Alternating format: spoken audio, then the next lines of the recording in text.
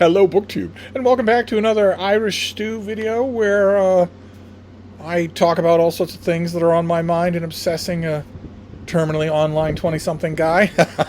I started this video series a little while ago, and it's been something that you have all really liked, to the point where when I don't make one, like yesterday, I get lots of emails from people saying, where is the Irish Stew video for today? Where is that video? And when I make an Irish Stew video, but I don't make a current read aloud video, I get a ton of emails from people saying, where is our read aloud today? And so on and so forth. We won't even talk about Hedgehog book recommendations. And I want to say, I can't make all the videos all the time every day. I know. I have a life outside of BookTube.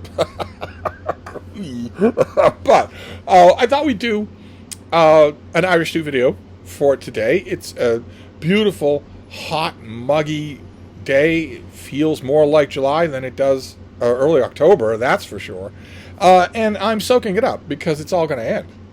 It's going to turn on a dime tomorrow, and I don't believe we're going to see this weather back until it's proper time. I think truly autumn weather that will not go away starts tomorrow night. So might be a little bit awkward, but I'm happy for it.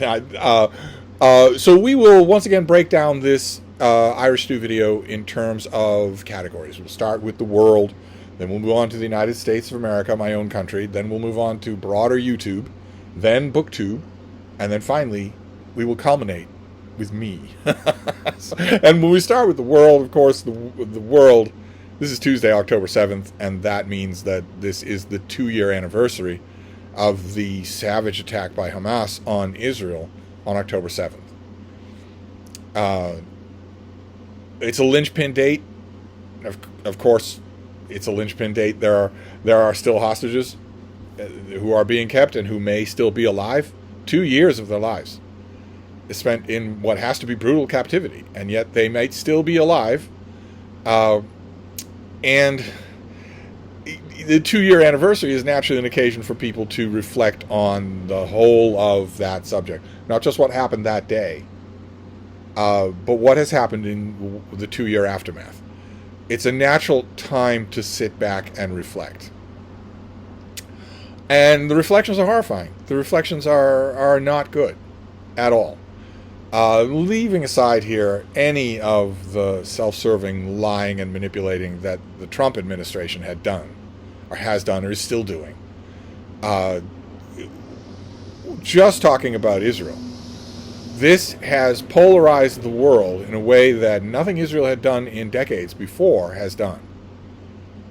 Because the attack on Israel on October 7th was horrifying. And Israel as a nation has a right to defend itself. And Israel as a nation, under the far-right leadership of the Netanyahu government, has taken the opportunity of that horrifying attack and its undeniable right to defend itself as an occasion to commit a genocide, as an occasion to ethnically cleanse its land of all Palestinians. Mostly by murder. I mean, the idea was to get other countries in the region to take Palestinian refugees, but no other country wants them. And so they are penned into smaller and smaller area and bombed relentlessly, strafed and droned relentlessly. We have no idea what the fatality numbers are. I don't think we ever will. No. I think it's safe to say that the reports that we have had in the last 2 years are drastically underestimating. I think it'd be safe to say that we're nearing 1 million dead, if we haven't already exceeded that, and that a gigantic proportion of that staggering number are, by any definition, innocent people. The old, the infirm, people in hospitals, children, babies. Those are by definition innocent people. Which is why the Geneva Conventions specifically forbid their targeting, specifically forbid their execution, specifically list as war crimes any military endeavor that sees no distinction, that makes no distinction between innocent and guilty. You are not allowed to make war on the general population of a country or a populace. You're not allowed to do that. You can do it. The Geneva Conventions have no enforcement teeth, but you are a pariah state. You are committing war crimes if you do that. And we have seen in these 2 years the gradual awakening of most of the Western world to the complications of this subject matter. We've seen it go too far in one direction, too far in the other, because, obviously, to criticize the actions of the Netanyahu government is not to hate all Jewish people. Those two things are obviously not the same, and yet they are being conflated, not least by Benjamin Netanyahu himself, but also lots of other people, to the point where criticizing the Israeli government or stating your support for the bombed, droned, and starved people of Palestine is a crime in some Western countries now. You can go to jail for saying that or for protesting that. And this is the 2-year anniversary is a time to look back and think about what the whole world has learned so far in the most horrible circumstances imaginable about what this means. And it feels terrible to say, but I think the bulk of those lessons are trending against the state of Israel. I think the bulk of the world, certainly the bulk of young people in the United States, are willing to risk the slander of anti-Semite in order to criticize the obvious barbarity of this government. If you are bombing hospitals, you are the bad guy. With not one single care in the world as to what has ever happened to you in the past, like 80 years ago. If you are bombing hospitals in 2025, you are the bad guy in 2025. Nothing that has ever happened to you as a people or as a nation ever justifies that. Nothing justifies that. You were making those same claims about nothing justifying the killing of innocent children on October 7th. So we've all had this discussion. It's still going on, of course. I've seen lately in the news this lie about a Trump peace plan. There is no Trump peace plan. There is no peace plan at all here. There is no desire for peace here. Benjamin Netanyahu's government does not have as its objective the freeing and saving of hostages. Obviously, it doesn't have that as an objective. It has a very, very clear objective, which is to kill all Palestinians within its reach. And take all of that completely rubbled landscape, this raised landscape, and make it for Israeli citizens.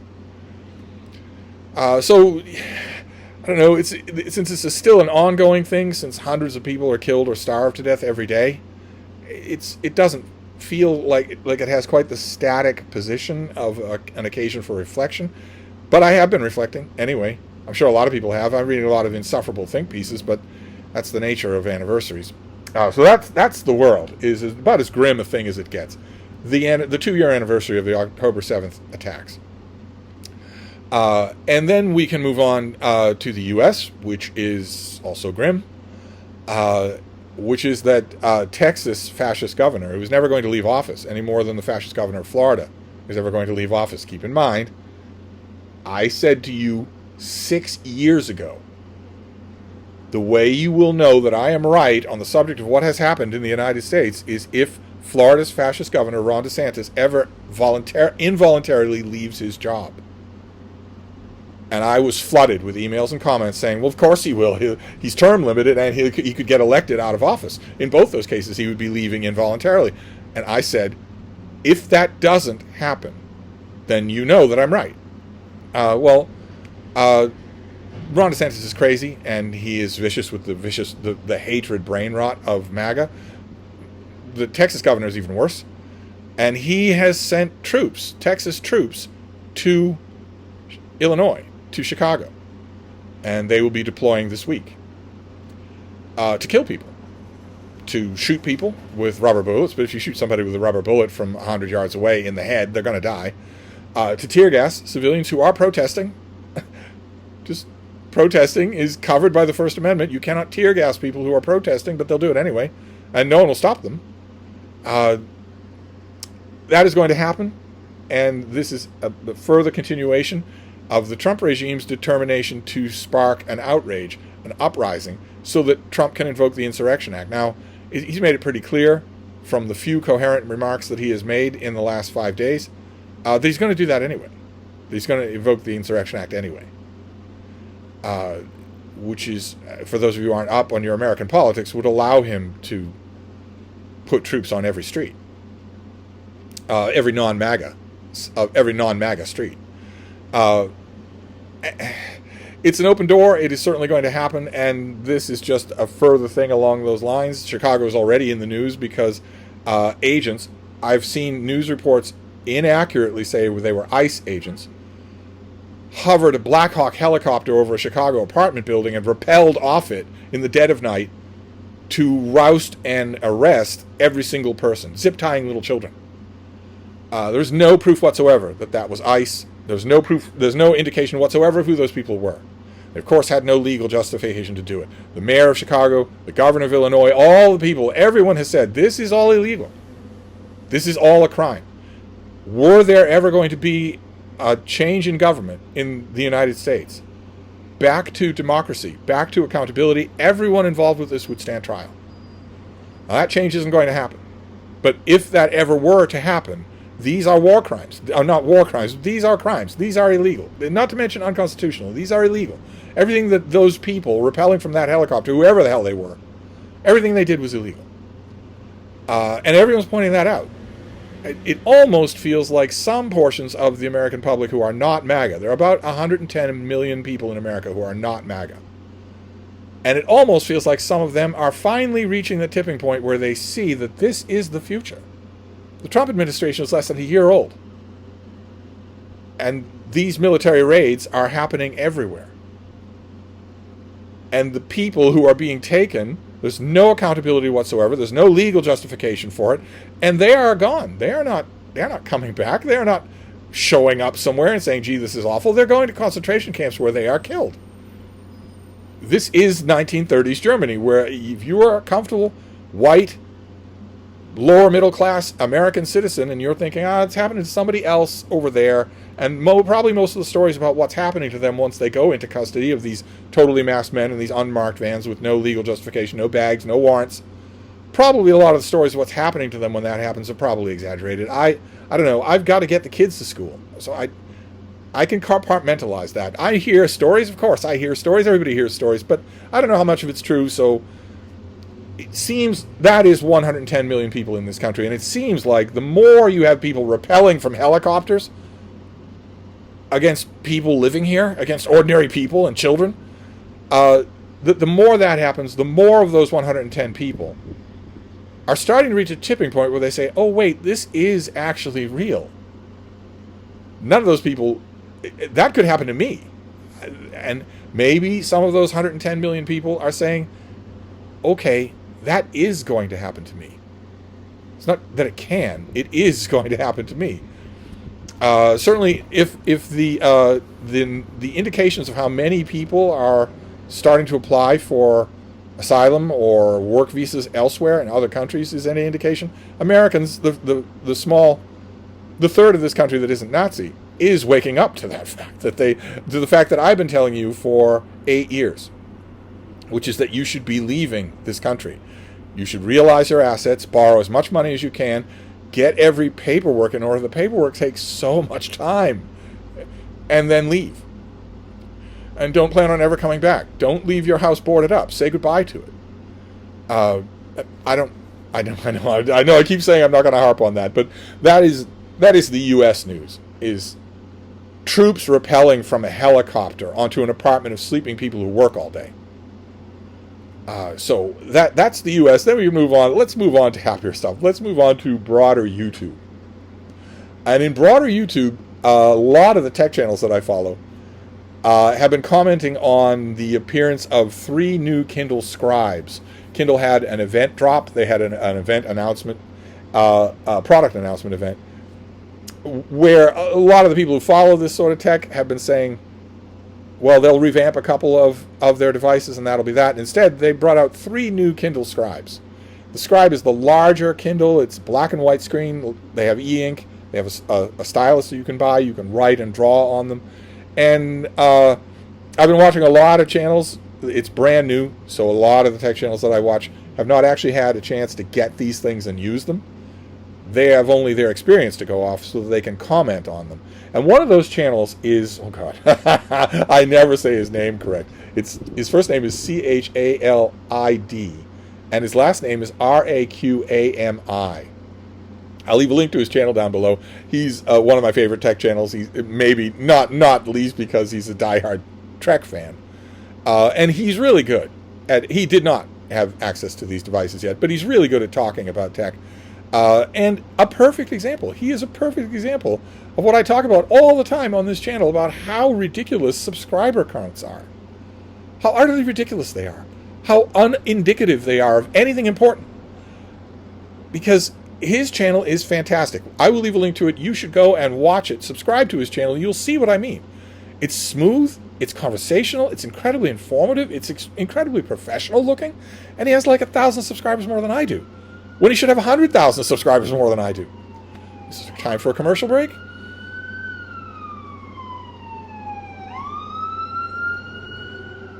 So many of you email me, especially new people to the channel, email me and say, what kind of a war zone do you live in? I don't know what to tell you.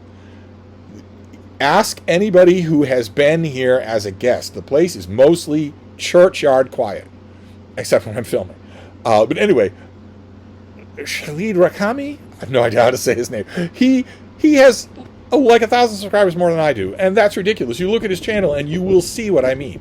So I shouldn't tell you to go and subscribe. Subscribe if you like his channel. But he's one of my favorite tech channels, and he was going over the various differences between these Kindle Scribes. It'll be really worth watching him once he gets his hands on them. That'll be really worth watching because his insights are so good along those lines. So that's it for broader YouTube, is that there are 3 new Kindle devices. And then we have BookTube. And for BookTube, I have a few things that I want to mention. Mark at Book Time with Elvis is doing a read aloud. He is reading aloud a Jerome K. Jerome book, Idle Thoughts of an Idle Fellow, a collection of various Stephen Leacock style squibbits and whatnot, the things, little things that you could put in that one stubborn space on a page layout of a London daily paper, where he would get 50 pounds and everybody would be happy because they're really good. Jerome K. Jerome, of course, is the author of 3 Men in a Boat, Mark's favorite book. So having him read Jerome K. Jerome, any Jerome K. Jerome, is wonderful, absolutely wonderful. So I'll leave a link to that video. And then there's Chess's Book Nook. She did a book haul. There was another example for me of the wonder of BookTube. The wonder of what I love about it. I love visiting with people when they have their BookTube channels. I don't care. I don't need your reading to be the same as mine. I don't need our taste to align at all. I love the visiting with people. And she did a book haul in which I can honestly say that if I found any of the books that she talked about in that book haul on the sidewalk, I wouldn't bend over to pick them up. Not that used to mean a lot more. I guess I should retire that phrase, because bending over is not easy to do. So I probably wouldn't bend over for anything. But for Jurassic Park, I probably wouldn't, or Meg. But not only that, but there are a couple of books, one in particular in this book haul of hers, that I hated. I just hated it. I hated the book. And yet, I loved the video. Just loved it.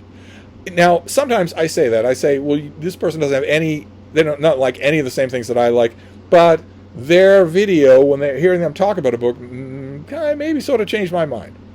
I might give that another try. In Chess's case, that was not true. I think that might partly have to do with, I think, a lot of the books that she was hauling she hasn't read yet. But so I don't think she was, concentratedly making cases for them. But also, just the luck of the draw. It just didn't happen. I am settled on all the books that she mentioned, but it didn't matter. It didn't matter because it was still wonderful to see. And then, who else? Paul at Geeks Love Dogs. I have to link to this video, of course, because he responded to popular pressure on his channel by introducing us to the dogs that Geeks must love, his own dogs. And they are adorable. Absolutely adorable. It's just wonderful. What a video. Of course, There's a moment that Steve didn't like. Towards the end of the video, his peaceful, orderly filming of his beautiful dogs is interrupted by, you guessed it, a cat. That just sort of sits there and stares at him in a judgmental way, as cats always do. But the bulk of the video, oh my God, wait till you meet his dogs. How amazing. And then we get to the me portion of this Irish Stew video. This mega stuff video. And the me portion connects with the YouTube portion, which is, do I need a Kindle Scribe? Should I get a Kindle Scribe? How many of you have them? I have a Kindle. Do I have it within reach? Oh no, I feel naked. I don't have it within reach. I have a Kindle. I have a lot of Kindles, a handful of them, but I had my Kindle Oases, are the ones I love the most, with the page turn buttons. And I had 2 of those freeze up on me in 5 minutes span. So I moved to my little blue plastic Kindle Basic, which is USB-C, so I don't need a separate charging cord for it. And it's so simple a thing that I don't think it's ever going to freeze up on me. And I've been living on that, and I love it. I do a huge amount of reading on that little handheld device, a little palm-sized device. I do a huge amount of reading on it. And I have always balked at the idea of a Kindle Scribe because it's so much bigger. It's the size of an iPad. And I've also told myself, well, even if you might like, it's the size of an iPad, which means it's the size of a page in a book. So in a way, it would be more natural. And I've told myself, well, okay, but even if you did get used to reading on that larger size when you're accustomed to reading on a handheld Kindle, 2/3 of the tech involved in that Kindle Scribe, in other words, 2/3 of the cost, is entirely oriented around drawing and writing on the thing, and you're never going to do either. So you are buying tech you're never going to use, and knowing that. Why on earth would you do that? So I haven't done it. I've refrained from doing it. I had a Book Nook, I think it was, a larger, a tablet that was black and white. It was e-ink, and it was meant to be drawn on. I had one of those, but I never warmed up to it, and it's not here anymore. And I think I had a Kindle Scribe once upon a time that I never warmed up to either, and I don't think it's here anymore. But I always wonder, am I missing out? I mean, I don't think that I would keep notes on a Kindle Scribe, but would I? Maybe? Would I? I am such a creature of typing on a keyboard. I can't imagine doing that. I would never keep a journal on a device that's in any way connected to the outside world. But I don't think I would write anything on it either when I'm such a creature of typing. And I wouldn't draw on it. I draw already. I draw every night, but I draw on paper. I draw on paper with a pencil. Theoretically, I could unlearn those old habits and then relearn them on a Kindle Scribe. But should you buy tech in order to relearn lifetime habits, or should you buy tech in order to serve lifetime habits? I don't know, and I want to know what you think. Should I get a Kindle Scribe? Do you have a Kindle Scribe? Do you use it? Like, for instance, ideally, were you in my position where maybe you looked at the Kindle Scribes online, saw also all the tech channels about them, and thought, seems really nice, but I've never used it. And maybe someone gave you one. And maybe you've learned to use it and like it. I would love to hear all about that. It's another tech wrestle for Steve. Right now, in addition to this laptop, which I live on, I work on it all the time, I have a larger iPad, a 13-inch iPad, or an 11-inch iPad, a smaller, an iPad mini, and my little blue Kindle. And what if, I always think, what if I could retire the iPad mini and merge the little blue Kindle with the 11-inch iPad? What if I had an 11-inch iPad-sized Kindle? Would I use it? So far, the answer to that question has been no, but what do you think? Anyway, that's the me section of this Irish Stew video for October 7th, 2025. So I'll wrap this up for now, and we'll be back. Thank you, BookTube.